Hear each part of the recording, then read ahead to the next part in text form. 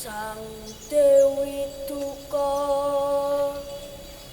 engkale.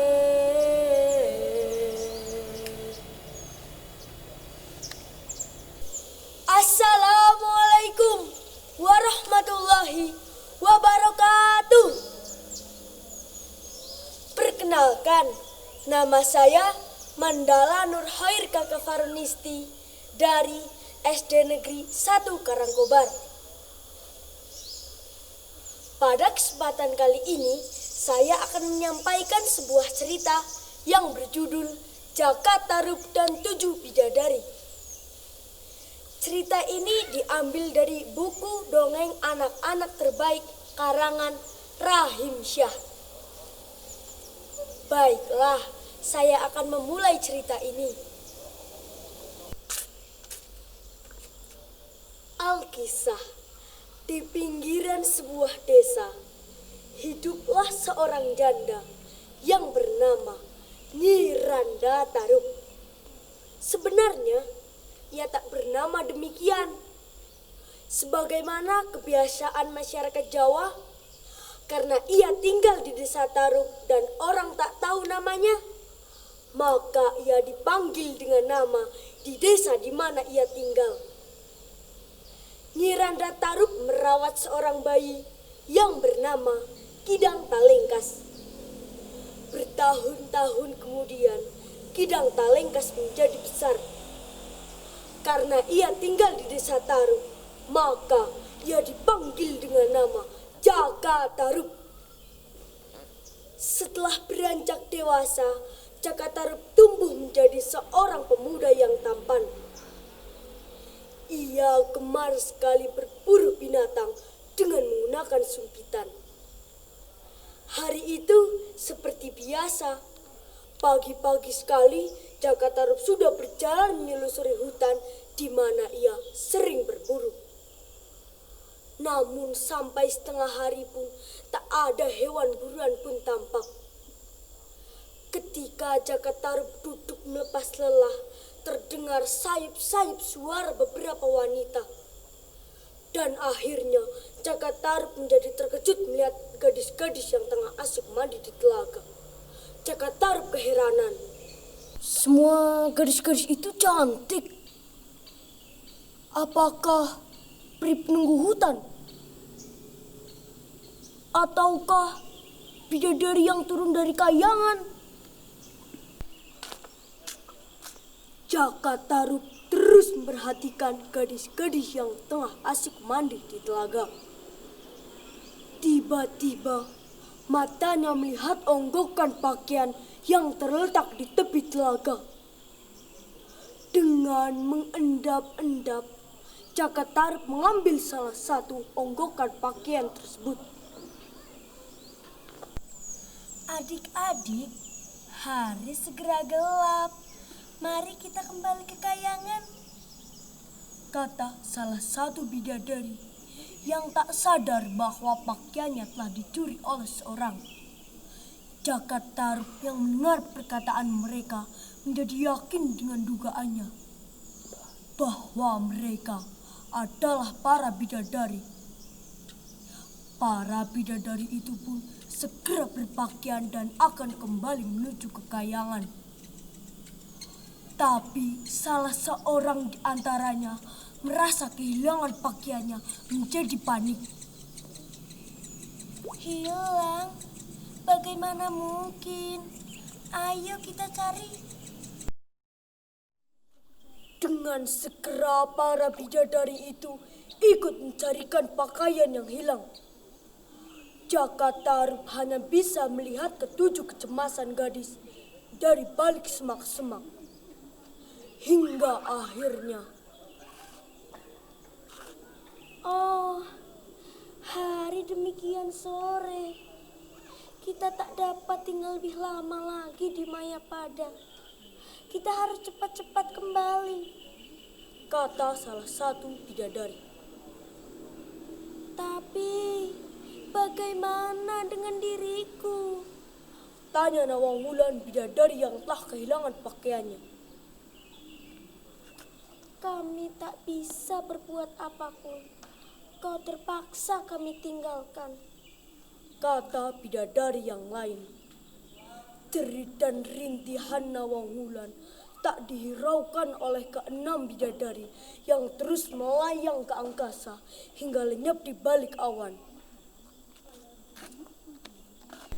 Beberapa saat kemudian muncullah Cakataruk mendekati Nawangwulan yang sedang menangis. Nisana, sebenarnya apa yang telah terjadi? Mengapa kau menangis di dalam air telaga? Betapa terkejutnya Nawangwulan saat melihat kehadiran Cakataruk.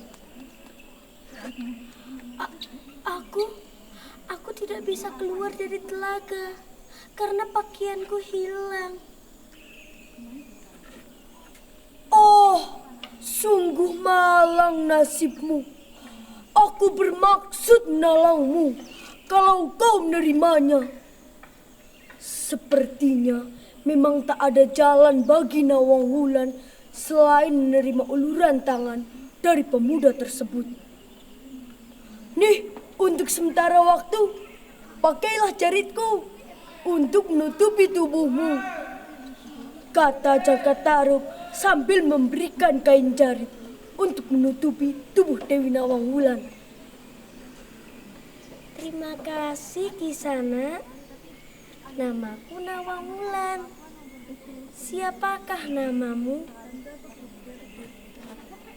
Orang biasa memanggilku Cakataruk, kata pemuda itu dengan gugup. Dalam jarak semakin dekat, ternyata Dewi Nawangwulan semakin cantik. Pantas ia menjadi bidadari. Dan aku telah berujar, siapa yang bisa menolongku akan kujadikan suamiku, kata Dewi Nawangwulan dengan wajah tertunduk. Kalau begitu kau harus pulang ke rumahku. Ibuku pasti senang melihat calon mantunya demikian cantik, kata Cakataruk dengan wajah berseri-seri. Hari-hari telah berlalu. Pada akhirnya Cakataruk memperistri Dewi Nawangwulan. Namun kebahagiaan mereka sedikit terganggu karena tak lama setelah mereka menikah, Nyi Randa Taruk meninggal dunia. Beberapa tahun kemudian, Nawangwulan melahirkan seorang bayi perempuan yang diberi nama Nawangsih. Cakataruk dan Dewi Nawangwulan hidup dengan bahagia. Terlebih lagi, ada satu keajaiban. Padi di lumbungnya tak pernah berkurang. Padahal sudah sedemikian sering Nawangwulan menanak nasi untuk keluarganya. Dan pada suatu hari, terjadilah sebuah permulaan malapetaka. Kakang Jaka, aku sedang menanak nasi. Tolong kau jaga. Nawangsih buang air. Aku akan membersihkannya di sungai. Tapi kau ingat, kau tak boleh membuka kukusan itu, pesan Nawangwulan kepada suaminya. Cakataruk menjadi terheran dengan pesannya. Rasa herannya menjadi rasa ingin tahu. Perlahan-lahan dibukanya tutup kukusan itu. Pantas saja padi di lumbungnya tak pernah habis. Yang ditanak hanyalah setangkai padi, gumam Cakataruk. Cakataruk terus diliputi rasa keheranan. Puas mandang isi kukusan itu, Cakataruk menutupnya kembali. Ia berusaha menutup kukusan itu seperti semula, namun selalu gagal. Ia tak bisa menutup kukusan itu seperti semula.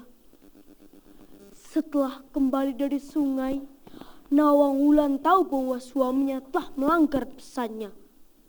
Ia terkejut dan marah.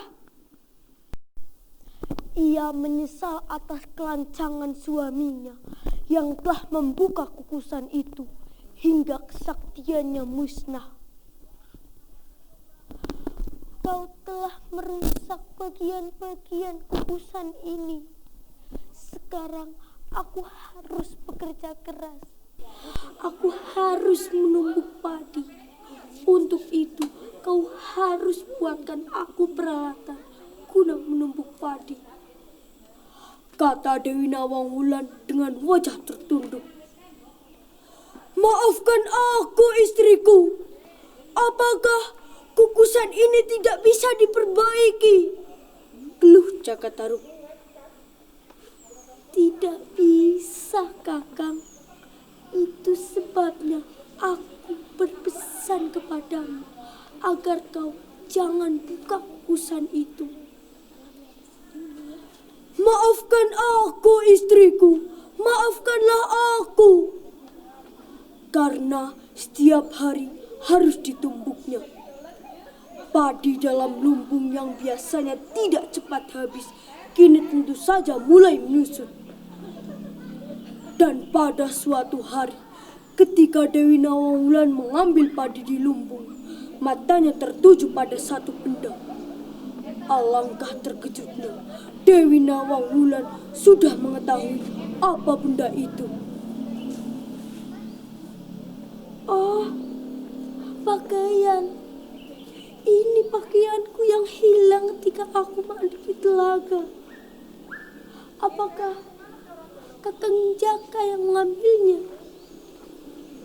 Sementara itu, Cakataruk tengah terheran. Mengapa istrinya demikian lama di dalam lumbung? Yang lebih terheran lagi, ketika Dewi Nawangwulan keluar dengan wujud berbeda. Wujud seorang bidadari. Kakang Jaka, aku mohon pamit akan kembali ke Kayangan, kata Dewi Nawangwulan tiba-tiba. Dewi, tunggu dulu. Aku memang salah. Aku minta maafmu. Lagi pula, ingatlah anak kita. Geluh Cakataruk. Kau telah menipuku sekian lama, Kakang. Apakah Kakang mengira berbuat demikian selamanya? Aku memang tak sampai hati meninggalkan Nawangsi, tapi aku terpaksa. Kau boleh melupakanku, tapi anak kita, kata Cakataruk dengan penuh pengharapan. Anak tetap anak, aku akan tetap mengasihinya. Kehidupan bumi tak cocok buatku. Namun demikian, aku akan tetap menjalankan kewajibanku. Anak itu belum lepas menyusup padaku. Untuk itu, kau harus buatkan aku danau di dekat pondok kita. Taruhlah Nawangsi di sana. Tiap malam, aku akan datang untuk menyusuinya. Dengan hati teriris, Cakataruk menyaksikan istrinya melayang ke angkasa. Demikianlah kisah Cakataruk. Dari cerita ini, kita dapat ambil hikmah supaya jangan berbohong dan selalu menjaga amanah agar hidup kita bahagia. Wassalamualaikum warahmatullahi wabarakatuh.